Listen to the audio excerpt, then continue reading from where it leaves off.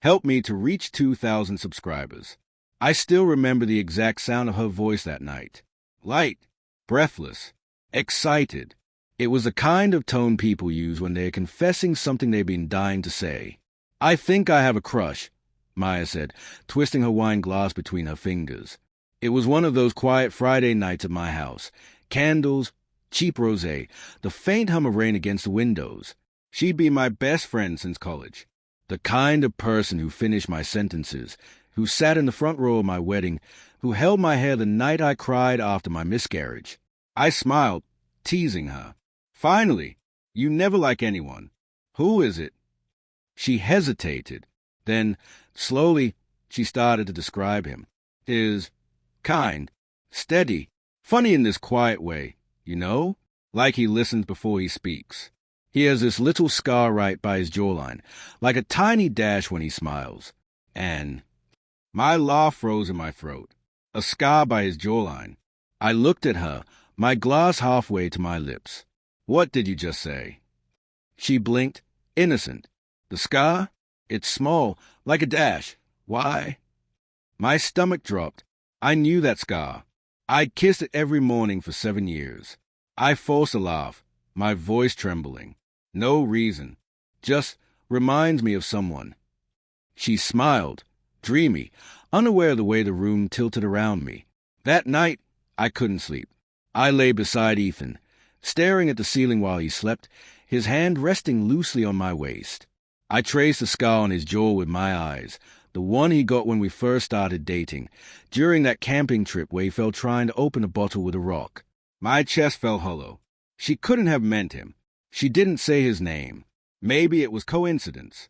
But the next day, while I was making coffee, I noticed his phone on the counter, lighting up with a text from Maya. "Can't stop thinking about last night." The mug slipped from my hands and shattered on the floor. Ethan rushed in. "Hey, what happened?" "Just dropped it," I whispered. He frowned. "You okay? You look pale." I forced a smile, my heart pounding so hard I could barely breathe. "Fine, just tired." For the next week, I lived in a strange dual reality. By day, I was normal, laughing, working, cooking dinner. But underneath, everything was noise, Maya's words replaying, Ethan's texts lighting up, my mind clawing for excuses. Maya had been distant too. No more late-night calls. No random memes. Just silence. By Thursday, I couldn't stand it. I invited her over for coffee, pretending everything was fine. When she arrived, she looked radiant. Soft curls, light perfume, wearing a blouse I'd lent her once and never got back. I smiled tightly. "So, how's the mystery guy?" Her eyes flickered. "Oh, his complicated." "Complicated how?" "His married." My hands went cold around the coffee cup.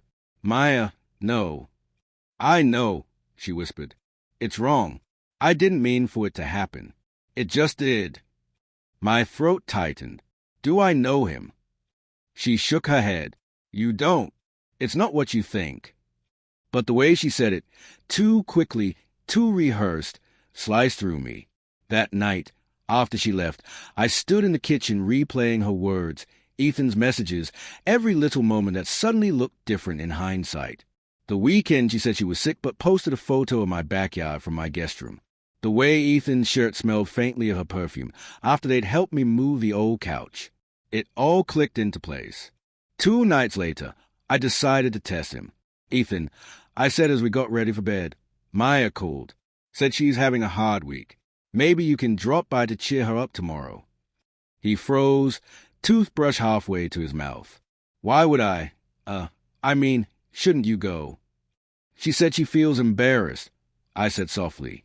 "Like she can't face me right now." He nodded slowly. "Yeah, maybe that's the best." My heart cracked open. He turned away, rinsing his mouth, pretending not to see the tears pooling in my eyes. The next morning, I left early for work, but instead I parked my car down the street from Maya's apartment. My hands were trembling on the steering wheel. At 9:47, Ethan's car turned the corner. He didn't even hesitate before walking up the steps and knocking. She opened the door. He smiled that same crooked smile I used to love. She reached out, touched his face. I watched through the windshield as he leaned in and kissed her, softly, tenderly, like a scene from a movie. Something inside me shattered completely. I didn't cry right away. I just sat there, gripping the steering wheel until my fingers hurt. Then I drove home in silence, every mile heavy with the weight of betrayal. That night, he came home smelling of rain and guilt. "Long day?" I asked. "Yeah," he said, eyes avoiding mine. "Work's been crazy." I smiled. "You should shower. You smell like her perfume." He froze. The lie collapsed before he could even speak. "Lila." "Don't," I said quietly. "Please don't insult me with excuses." His shoulders slumped. "It wasn't supposed to happen. She was there for me when you were grieving.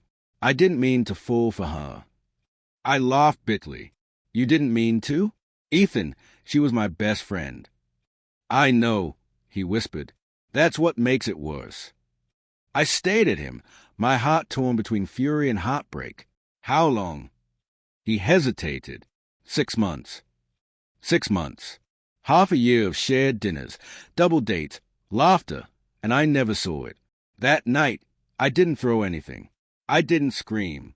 I just packed a bag and walked out. Maya called later, crying, begging for forgiveness.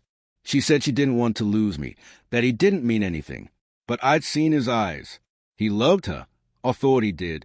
And for me, that was a final betrayal. Because it wasn't just infidelity. It was theft. She stole my husband. Yes, but worse, she stole the version of him that loved me. A month later, she sent a message. "I miss you. I wish I could undo everything."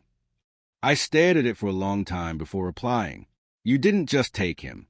You took every memory we built together and poisoned it. That's something you can't undo." Then I blocked her. Sometimes, late at night, I still wake up reaching for him. My hand touches empty sheets, and the silence feels heavier than any scream. But in that silence, there's also clarity. Love doesn't die in explosions. It bleeds out quietly, word by word, kiss by kiss, until you wake up one day and realize the person lying next to you was never really there at all.